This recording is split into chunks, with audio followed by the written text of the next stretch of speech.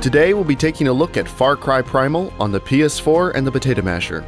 If you don't know, the Potato Masher is a $375 PC custom built in 2014 and designed to compete against the PS4 for the rest of its life cycle. The goal is not to pick on consoles, but to show that PC gaming can be just as good or better for the same money. The project was started by the Casual Shenanigans Gaming Podcast, so go check us out using the link on screen. You can support the Potato Masher project and my channel by tossing me a few bucks on Patreon to help me test new games quicker and better. You can also see all Potato Masher reviews a few days early.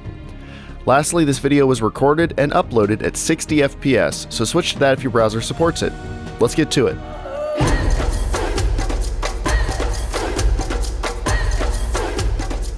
The Dunia 2 game engine that Ubisoft Montreal has been using since Far Cry 3 is starting to show its limits.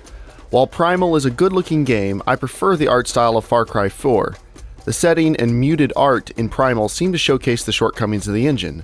The brown color palette will feel right at home to Far Cry 2 fans, as will the extremely single-threaded performance bottleneck. Core number 2 on the Potato Masher's i5-750 was almost maxed out the entire time I tested, while the other 3 cores were barely taxed. Still, the Potato Masher was able to run the game on high settings at 30 FPS and 1080p resolution. Frame timing was good, and there were no significant drops in frame rate. I did have the relatively new HD textures option turned on, but I think the PS4's textures look slightly better in several key areas. Here, the ground cover has more detail, but the grass and people appear identical. This saber-toothed tiger also looks like it has a little more detail while the rest of the scene looks identical. And lastly, this character does look a little crisper on the PS4, but only during this cutscene. The texture add-on pack for Primal should boost the textures up and above the PS4 version, but the 2GB of VRAM on the Potato Masher's GTX 760 might be a limiting factor. It's also possible that a few select textures stream in at higher quality settings after a few seconds, like in Fallout 4. Even so, I evaluate the games as they are, and the PS4 definitely had better looking textures in a few situations. Next, the Potato Masher came out ahead in shadows, which is typically the case. The PS4's shadows are running at a much lower resolution and without any noticeable anti-aliasing. While the PC's shadows are clearly defined and dynamic based on the time of day, the PS4's shadows were blocky and much more static in appearance. They still might be dynamic, but they give up a lot to the Potato Masher. Higher quality shadows do appear on the PS4 version, but only when you get very close to an affected object, like this tree. I think this is more distracting than simply keeping the shadows low resolution, because now there is very noticeable shadow pop-in on a number of objects. Besides shadows and textures, both versions looked very similar. I was impressed at the level of anti-aliasing the PS4 version had, and it looked the same as the Potato Masher, which is pretty rare. Similarly, lighting and level of detail pop-in were either identical or so close the differences weren't noticeable during gameplay. For an old engine, Far Cry Primal is still a good-looking game, and neither platform should be embarrassed. I'm calling the graphics comparison a tie, since both versions have a few shortcomings, but nothing is egregiously bad.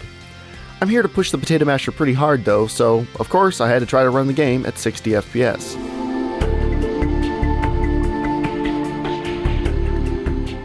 I wasn't expecting 60 FPS to be easily attainable, since the CPU was maxing out a core at 30. Surprisingly, at 1080p and very low settings, the Potato Masher was able to run Primal at 60 without any significant issues. However, very low settings introduced a lot of pop-in, and I thought it was pretty distracting. The benefits of a higher frame rate don't make up for poor visual fidelity in many games, in my opinion.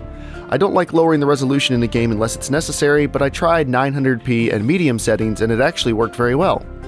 While the image was noticeably softer, the pop-in issues were mostly resolved and the game ran very well. If you're watching this video at 60 FPS, on the left is the Potato Masher running 900p and 60, and on the right is the PS4 running at 1080p and 30 FPS.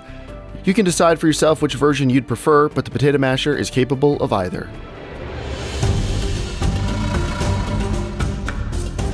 One of the primary benefits of the PC platform is choice. Choice in frame rate, choice in input devices, and choice in resolution. 1440p offers about 70% more pixels than 1080p, so while it's correspondingly more difficult to run, the image is crisper and more lifelike. Here, the Potato Masher is on the left running Far Cry Primal at 1440p, medium settings, and at 30 FPS. On the right is the PS4, still at 1080p and 30 FPS. YouTube's compression will make the differences harder to spot, but there is less flickering and shimmer in distant or small objects, as they are made up of quite a few more pixels now. Even if you're only watching this on a 1080p screen, the higher pixel count that's being rendered looks better than native resolution. Still, medium settings meant the Potato Masher couldn't quite match the visual fidelity of the PS4. Oddly enough, while at high settings the PC's shadows looked much better, at medium settings many of them were turned off. So the Potato Masher is running at a higher resolution and level of detail, but the PS4 now had an advantage in shadow count. And as is fairly common these days, 4K was not possible at any quality setting, or at least not at an acceptable frame rate.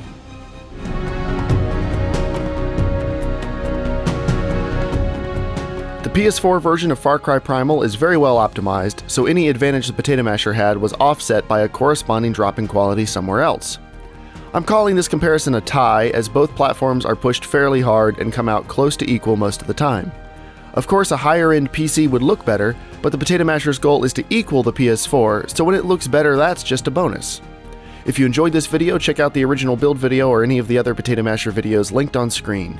You can also follow me on Twitter, check out the Casual Shenanigans Gaming Podcast, or support the project on Patreon. Thanks for watching, and I'll see you next time.